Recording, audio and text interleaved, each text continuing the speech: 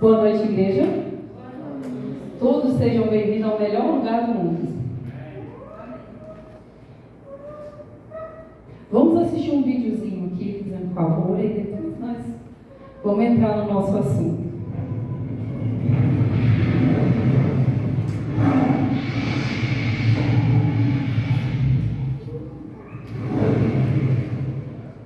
Atos dos Apóstolos, capítulo 9. Conversão de Saulo.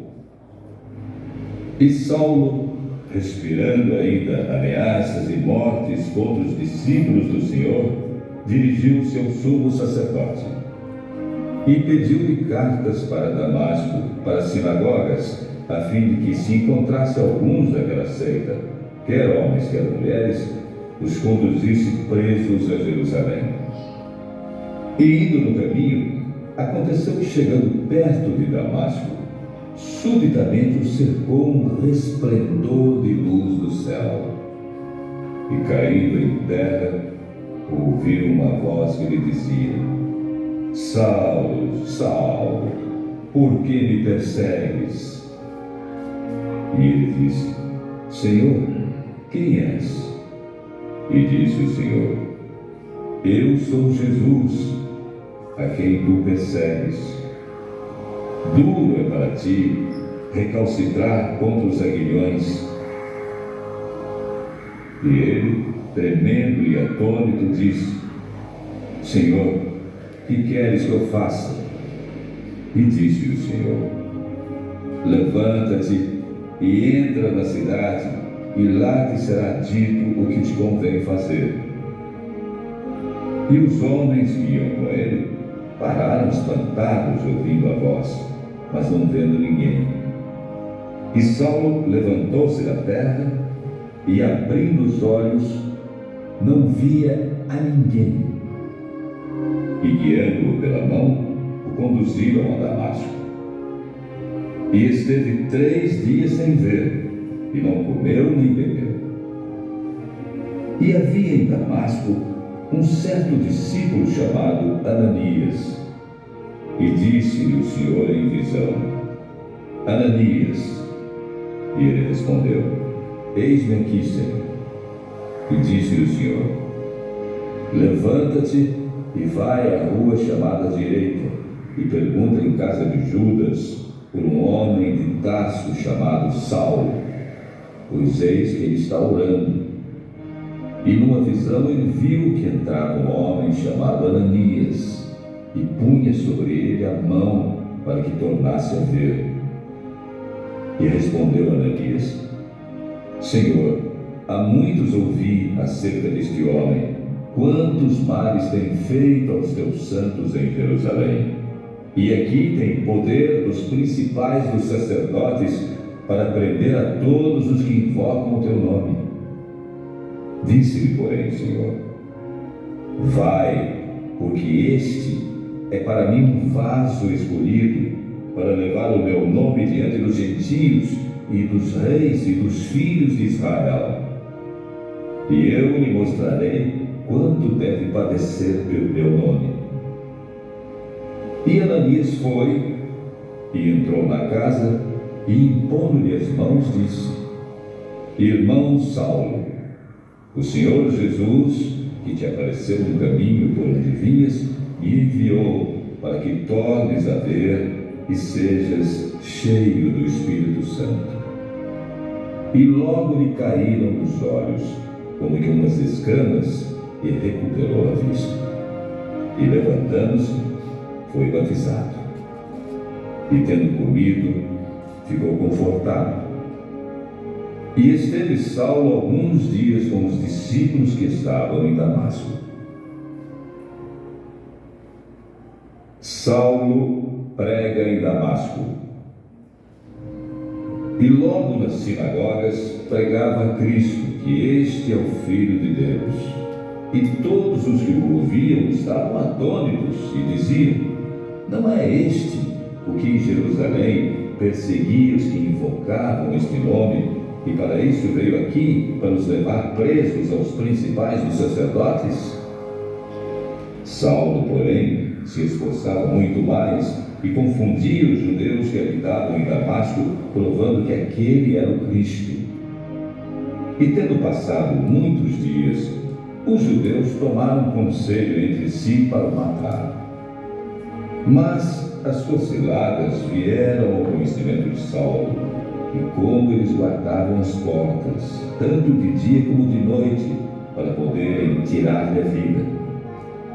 Tomando-o de noite, os discípulos o desceram dentro de um cesto, pelo muro. E quando Saulo chegou a Jerusalém, procurava juntar seus discípulos, mas todos o temiam, não crendo que fosse discípulo.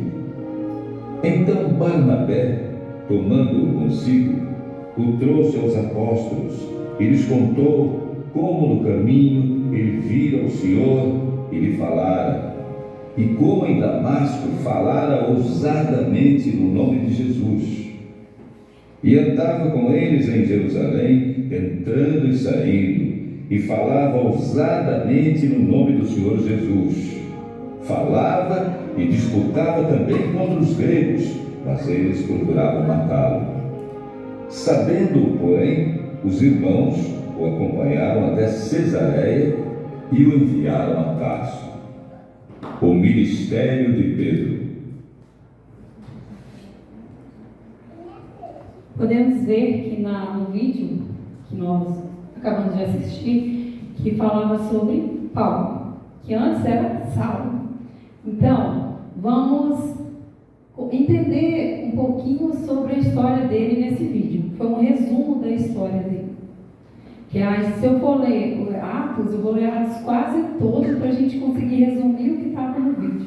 Essa é a intenção do vídeo. Como nós podemos ver no vídeo, ele era digno ou escolhido por Deus aos nossos olhos. Vocês acham que Deus tinha que buscar ele?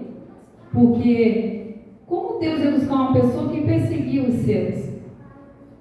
Se alguém te persegue, você quer estar perto da pessoa? Se alguém te faz mal, você quer estar perto dessa pessoa? Mas Deus age de uma forma que nós não entendemos. Mas Ele trabalha do jeito certo e na hora certa. Não é no tempo da gente, mas no tempo dele. Quantos anos Paulo passou fazendo o que ele fazia, e Deus podia ter feito isso antes, com ele.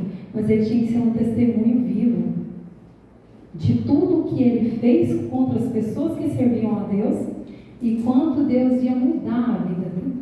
No final do vídeo nós vimos que ele batizou.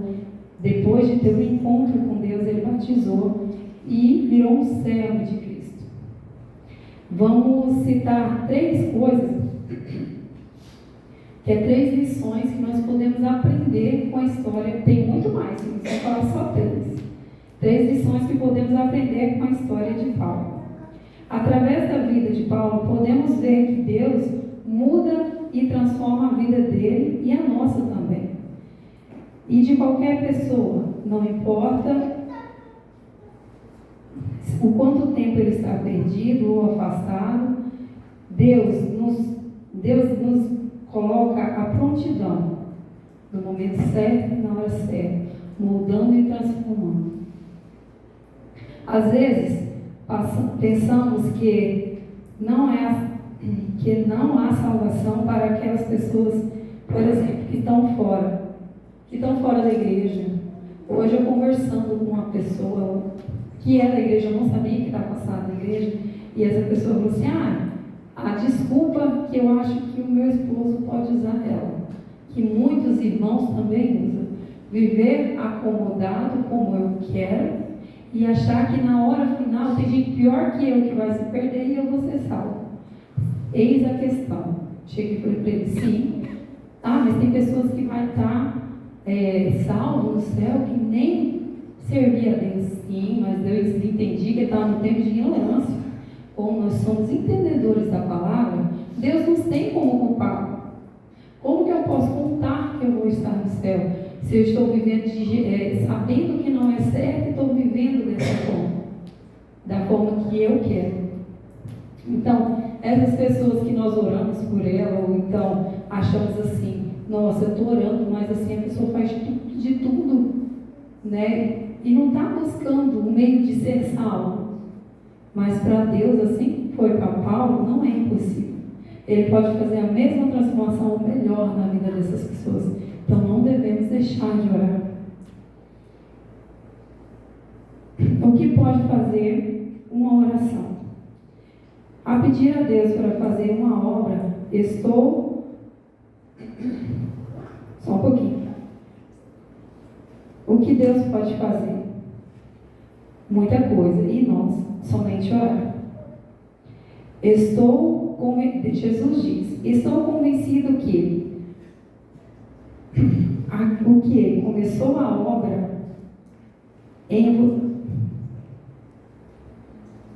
Gente, eu me inscrevi aqui e não estou entendendo. Estou convencido que aquele que começou a obra, ele terminar até o dia que Cristo Jesus voltar. Filipenses 1:6. Segunda lição que nós podemos tomar com Paulo. Paulo, apesar de tudo que ele foi fazendo após ele escolher a Cristo na vida dele, em nenhum momento ele se vangloriou pelo que Deus fazia na vida dele. Ele sempre foi humilde. Nós, não só nós crentes, não só nós irmãos aqui, temos que ser humildes. Porque uma pessoa humilde, todo mundo gosta de uma pessoa humilde, não gosta mesmo. Aquela pessoa, meu Deus, eu não vou com a cara de fulano. Não é humilde. Eu falei assim, eu nunca tive amizade com uma mulher de pastor. Eu falei esses dias também. A gente está tendo amizade com a mulher do pastor Eduardo. Aí a Meira falou, sabe por quê? Ela é pobre, humilde igual a gente. Então assim, gente que é humilde, parece que a gente se conecta com a pessoa. Por quê? Porque você vê que a pessoa não fica se envalecendo, querendo ser o que não é. Mesmo que você seja. Meu esposo falava sempre essa frase. Por mais que você faça, nunca se exalte. Deixe os outros falar, mas você não fala. Ele reconhecia a grandeza de Deus e a sua pequenez. Em 1 Coríntios 9, 19 a 23, ele disse isso. Ele a descreve como se tornou servo de todos para ganhar mais pessoas para Cristo. Ele sabia de tudo, que vinha de Deus e não de si, que ele não tinha poder algum, mas que Deus agia através dele. Em uma das suas cartas, ele disse que está essa afirmação: é fiel e digno de toda aceitação. Cristo Jesus veio ao mundo para salvar o pecador, os quais são o pior que sou eu. Em nenhum momento, isso está em Timóteo, 1 Timóteo, verso 1, versículo 15. Em nenhum momento, Paulo se exaltou em nada que ele fazia. Terceira lição que nós podemos aprender com a história de Paulo: a importância de compartilhar o Evangelho de Jesus com as pessoas. Ao nosso redor, Paulo decidiu que a sua vida não lhe pertencia mais, que ele vivia para Cristo. Voltando.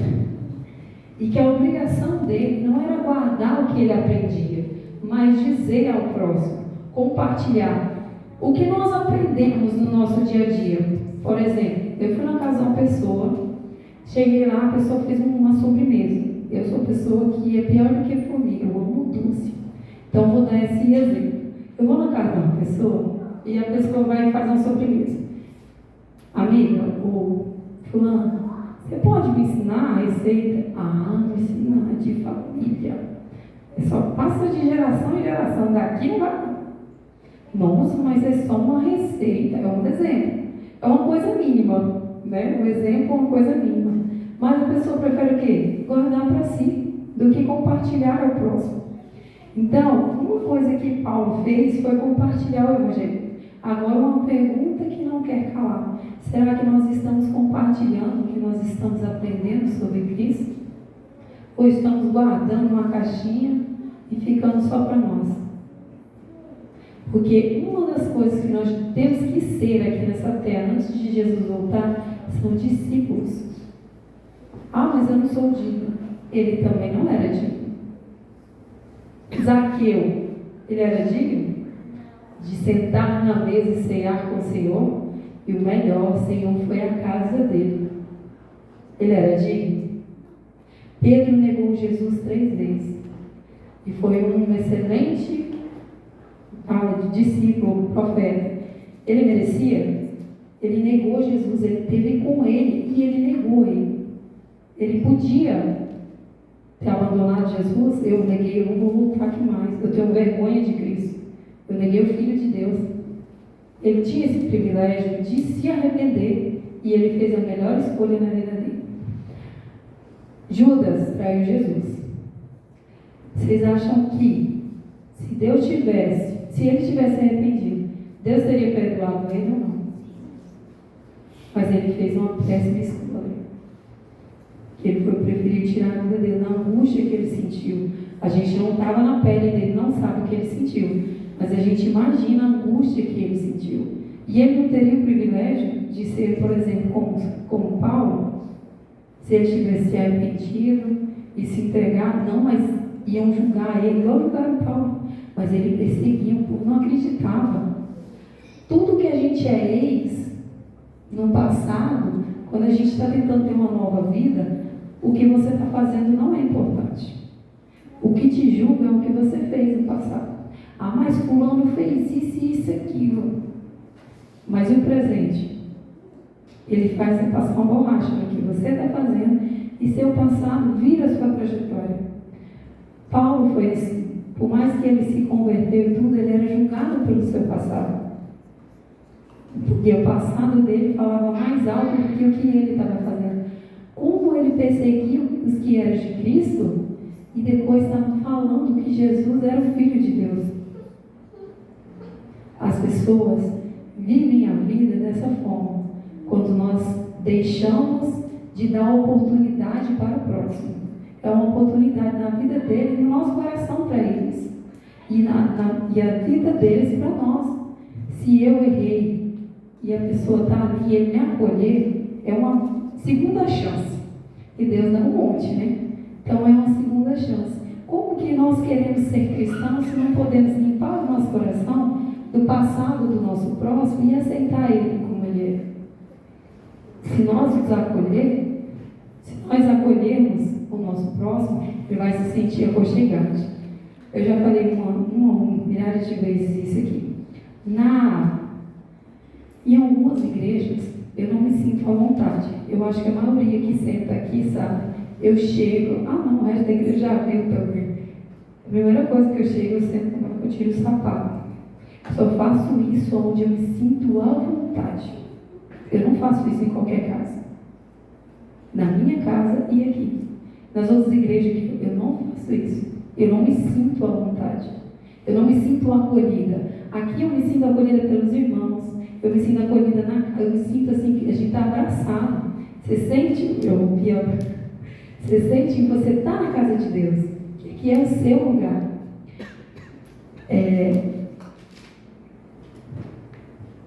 Eu gostaria que vocês abrissem a Bíblia em Mateus. Vamos abrir a Bíblia um pouquinho.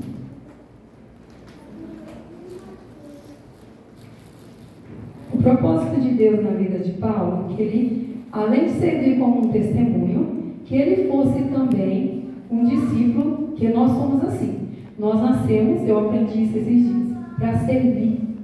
Isso na lição dos jovens. Viu como que é a lição dos outros também?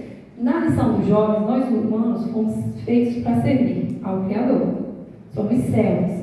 Se nós não servirmos o Criador, a gente vai servir a qualquer outra coisa. Vamos ser servos de qualquer outra coisa. E Deus queria que Paulo fosse um servo dele. Servisse ao Deus vivo. E é o que Deus espera de nós. Que nós possamos servir Ele e trabalhar para Ele, tanto levando o Evangelho, quanto de outra forma. Vocês encontraram? Mateus 21. Amém?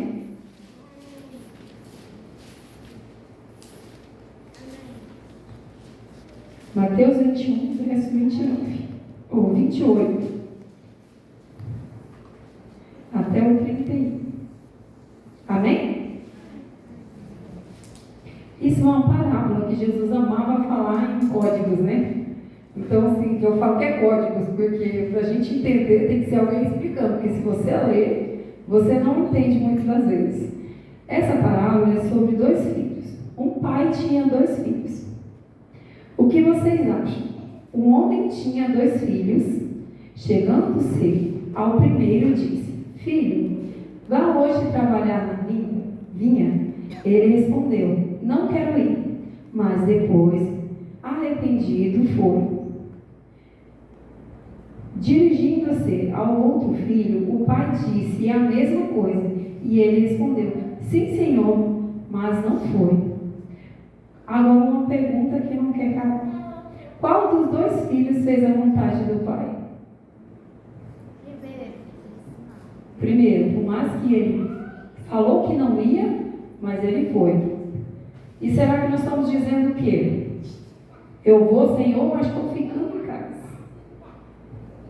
Hoje estamos falando: Senhor, eu não vou. E estamos tomando iniciativa. O que nós aprendemos sobre Paulo e um pouquinho sobre a história dos filhos é que não somente o Evangelho tem que levar, mas tem que trabalhar para Deus. E aqui na igreja é uma forma de você trabalhar para Cristo. Aqui na igreja é uma forma de você exercer uma função em prol a Deus, porque aqui é a casa dele. Eu fiquei aqui, eu não me lembro o ano, mas eu acho que tem uns 3 anos, como secretária dessa igreja. Gente, era uma catástrofe, uma vergonha. Eu não tenho vergonha de falar, era uma vergonha. Por quê? Eu estava aqui, no começo foi até bom, estava até desandando. Até eu pegar o computador ali. Tentaram pelejar, mas pelejou comigo naquele computador, gente. Ele passava muita raiva, porque eu sou um pouquinho burro assim. Então, ele passou muita raiva. E ele, paciência, a Nira veio uma vez em paciência e foi, não teve jeito. Eu fiz o quê? Eu não falei. Eu nem falei para eles que eu não via mais. Eu apenas não vi mais. Ele viu assim, ele pelejou umas vezes e viu que eu não estava nem me interessando, não via nas comissões, nada. Beleza. Antes viu, vou deixar a Fernanda de mão, não tem jeito, mas não. O que aconteceu? Cheguei que ano passado, né? Ano retrasado. A minha sogra agora era auxiliar dela na sala. Era meia coxa. Eu estava nem lá, nem aqui. Ajudava ela entre meio termo. Mas até que nós deu conta de fazer o ano. Até que ela saiu e jogou o carro na Fernanda. O que aconteceu? Com o tempo, na vida da gente, Deus vai, não é Deus, é o Espírito Santo, vai tocando no coração da gente. Eu vim aqui na igreja, se eu não me engano, foi o pastor Marcelo que fez uma pregação aqui, e ele me bateu. Que não foi uma pregação para mim, não, foi uma taca. E eu fui para casa. E aqui na minha mente, eu não dormi direito à noite, gente. Tem você dar aquele coxinha e acorda assustado? Era ele. E toda vez que eu acordava, que eu dormia, eu sonhava no que ele falou. E acordava assustado. Aquilo era Deus falando: hoje você não dorme, enquanto você não tomar uma decisão na tua vida. Deus não precisou me deixar cega, igual deixou Paulo, mas eu acho que se não tem máxima um pouquinho, eu vou fazer igual. E o que aconteceu? Eu falei para Deus, fiz um propósito com Cristo, que eu iria ser uma pessoa nova em algumas coisas, que eu precisava melhorar. E uma das coisas era trabalhar de verdade para Cristo, era fazer o certo, que era dar o melhor de mim. Depois disso, eu sou outra pessoa, mas tenho que mudar muitas coisas. Aqui na igreja nós temos muitos cargos. Para essa igreja ardinha rodar, é muita coisa. Se não se ajudar, que é uma família, nós somos uma família, mas uns têm que organizar para que tudo ande no conforme. Então, nós temos que refletir o que Deus está chamando que a gente faça e que nós possamos fazer o melhor. Porque a obra de Deus é mais importante na vida da gente. Nós vemos que todos os apóstolos, todos que seguiram Jesus, eles eram tudo. E nós nem largamos o que nós temos. Nós deixamos a nossa casa, o nosso conforto, nossos filhos, e vamos para o mundo, exemplo, ser obreiro, né? Nós não somos assim, nós somos como o pastor, vamos embora, agora para a cidade, eu vou para outra. Não, Cristo está mudando que a gente faça a diferença aqui, na nossa vizinhança, na nossa casa, na nossa igreja. Esse mês de outubro, aqui na nossa igreja, eu acho que em todas, né? Vai ter votação de comissão, nomeação das pessoas para trabalhar para Cristo. Eu venho aqui, irmãos, fazer um apelo também, para que todos pensem, eu tenho vontade, eu tenho dom para isso. Pode me dar uma oportunidade para fazer isso, fazer aquilo? Para trabalhar para Cristo. Vamos ser igual ao Saulo, vamos ser igual ao Zaqueu, ou o que nós vamos fazer? Vamos estar aqui, só sentado no banco. Uma vez disseram aqui que era esquenta-banco, né? Falei, chega de ser esquenta-banco. Hoje em dia, muitas pessoas que não tinham cargos, hoje faz muita diferença na igreja. E temos que ver também aqueles que estão, igual eu já estive, e não está fazendo nada. É a mesma coisa de não ter cargo nenhum. Temos que ver isso aí também, irmãos. Que Deus possa tocar no coração de cada um de nós. Nós podemos trabalhar para Ele, não somente levando o Evangelho, mas também trabalhando na tua casa, fazendo melhor, trazendo mais almas para cá. Nós somos o reflexo de Cristo. Se nós não fazer o que Ele fez como exemplo para nós não vamos sair do lugar, vamos ficar aqui. Igual eu falei com o Abimael, ele falou bem assim esses dias, eu não vou para a igreja. Estava tudo arrumado, como já tinha banhado, já ia vir. Irmão, tá doido? Vamos para a igreja? O menino arrumado, a Isabel, vamos, pai? Vou não. Tinha até falado com o menino do Gari que ia e não ia lá onde o menino estava jogando bola, porque ia para a igreja. Não é mentira. Aí, não foi no menino e não veio para a igreja. Depois manda foto para me mandar para o menino para mostrar que eu estava aí, para dizer que eu não fui. Vou mandar não. Por quê? Porque você não foi. Aí ele virou e falou bem assim, eu não vou para a igreja. Eu falei, quer saber? Não vai, você não é obrigado a ir. Mas quando Jesus voltar, você fica em casa também. Você não quis ficar em casa? Fica em casa. Quando Jesus voltar, fica também. Por quê? Ele está fazendo a escolha dele. É igual nós podemos fazer a nossa escolha. Ainda está em tempo, gente. E cada um de nós tem um dom. Não acha que você não tem dom nenhum, que você tem. E quando a gente começa a fazer as coisas, a gente descobre coisas que nós nem sabia que nós podíamos fazer. Eu mesmo descobri que eu sabia fazer um monte de coisa que eu não sabia. Ou dando jeito, né? Então, assim, nós somos não é um grupo aqui, não é um grupo, é uma família. A casa de Deus é um lugar aconchegante, onde a gente é uma união. A união faz a força, esse é o ditado, né? Então, vamos se juntar e fazer a força aqui na igreja. Amém?